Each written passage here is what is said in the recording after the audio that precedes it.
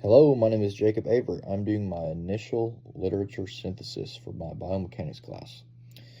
So, my research question was whenever we're talking about building trunk power and building muscle in the trunk, the core, is it better to do rotational and anti-rotational exercises?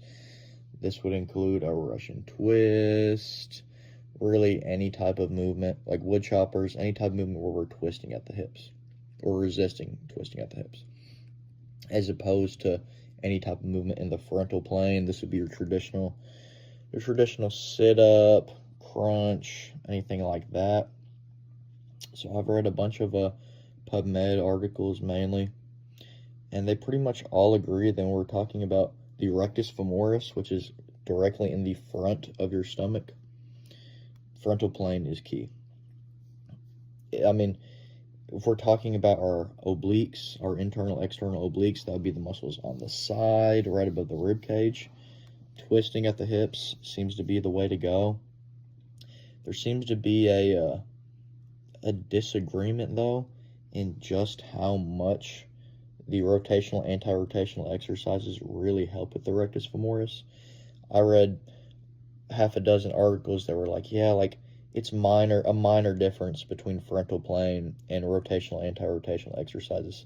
Then also read a half a dozen articles where it's like, no, the rotation, anti-rotational, there's zero rectus femoris activation. Which there was, I read they were studying this based on ultrasound, EMG, all sorts of different electromyography is what EMG means, but varying opinions on really the findings of that. But as far as whenever we're talking about our oblique, building the oblique muscles, it seemed to be very consistent that rotational, anti-rotational exercises are key. As far as what is better, rotational or anti-rotational exercises, it seems to be that neither one is really over the other. But whenever we're talking about what we should do first, it would be anti-rotational. And a big part of that is really just injury prevention. Especially when you get older clients that you would have, the twisting just puts so much strain on like our rectus, our erector muscles along the spine. A lot of people, myself included, sometimes have a lot of pain in that area. But yeah, so we would build them up from anti-rotational exercises. There's a lot of great machines to where you'll get strapped in, kind of, your arms are by your head, and then you can just pretty much move a weight or resist moving the weight. But personally, what I like to do, I train a couple throwers right now. If we're talking about just a baseline rotational movement, I'll start them off with just a PVC pipe.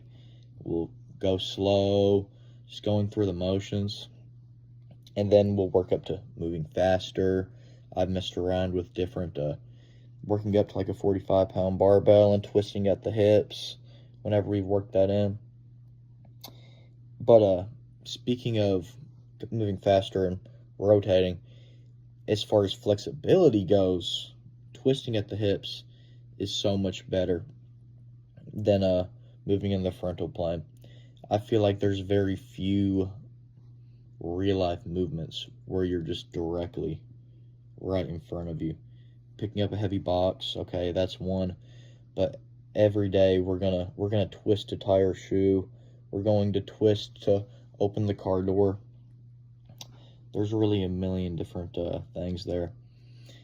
And also, whenever we're talking, a big portion of this that was discussed, whenever we're talking about rotational, anti-rotational exercises, there's a constant load put on your spine and your obliques.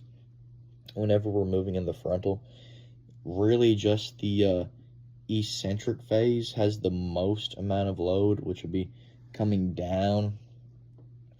So like if I'm doing a crunch, I'll reach that squeeze and then I go back down and there's just no tension on my muscles, clearly.